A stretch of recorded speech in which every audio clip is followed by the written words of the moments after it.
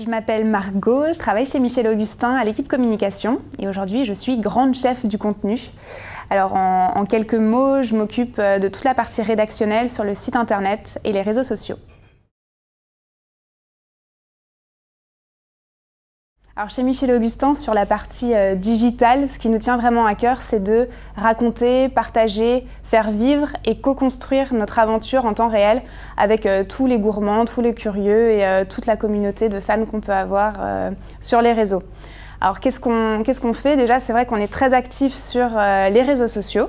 Aujourd'hui, on est présent sur Facebook, sur Twitter, sur Instagram, Pinterest, LinkedIn, Snapchat et YouTube aussi, on a une belle communauté.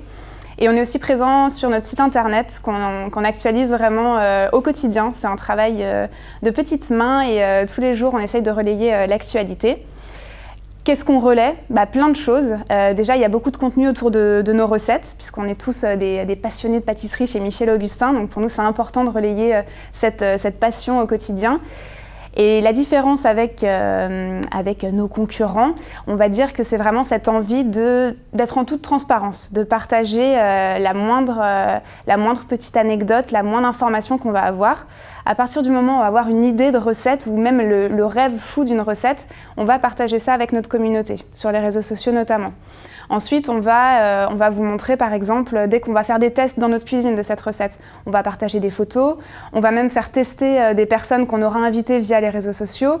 On va également relayer les premières productions chez nos partenaires fabricants. Et bien sûr, on est super fiers d'annoncer à chaque fois les lancements officiels dans les points de vente. Au-delà des recettes, on partage aussi beaucoup le côté humain, puisqu'on est bien plus qu'une marque, on est une aventure à la fois gourmande et aussi humaine.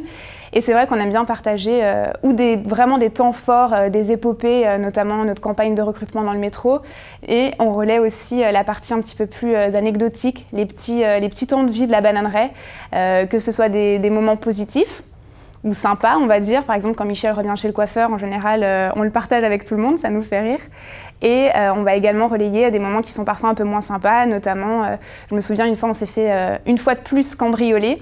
Et on a eu envie de partager ça avec notre communauté en lançant un petit peu l'avis de recherche pour retrouver nos ordinateurs qui avaient disparu. Et c'était assez impressionnant de voir le nombre de messages de soutien qu'on a reçus de notre communauté, prêts à nous envoyer des petits gâteaux, des mots de soutien, même à venir nous voir à la bananerie pour nous redonner le sourire.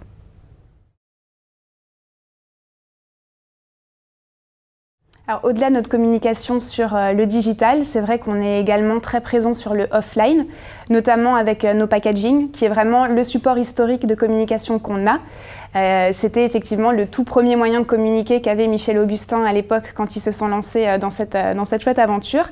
Et depuis, c'est vraiment le support qu'on va chouchouter le plus parce qu'on sait que c'est le premier contact qu'on va pouvoir avoir avec les gourmands.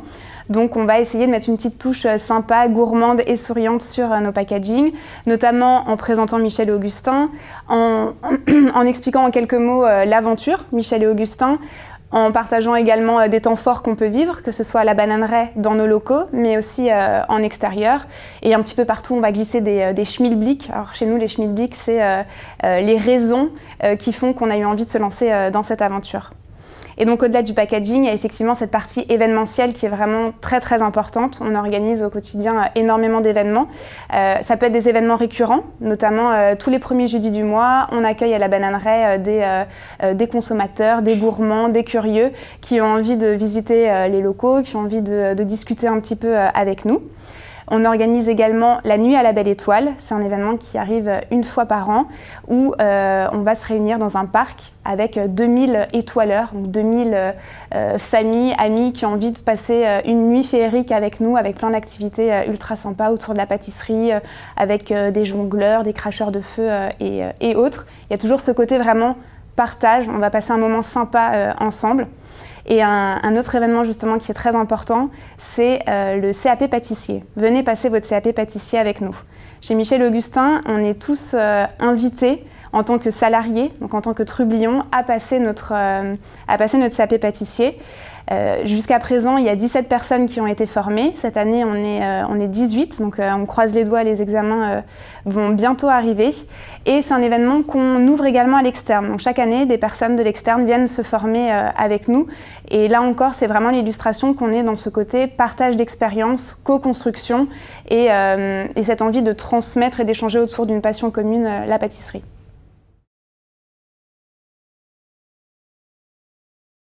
C'est vrai que chez Michel Augustin, la partie digitale et la partie offline sont vraiment très complémentaires.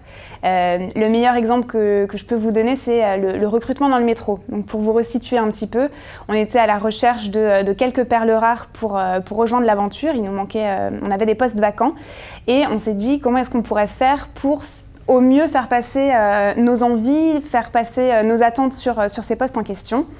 Et du coup, on s'est dit pourquoi pas aller directement au contact des personnes.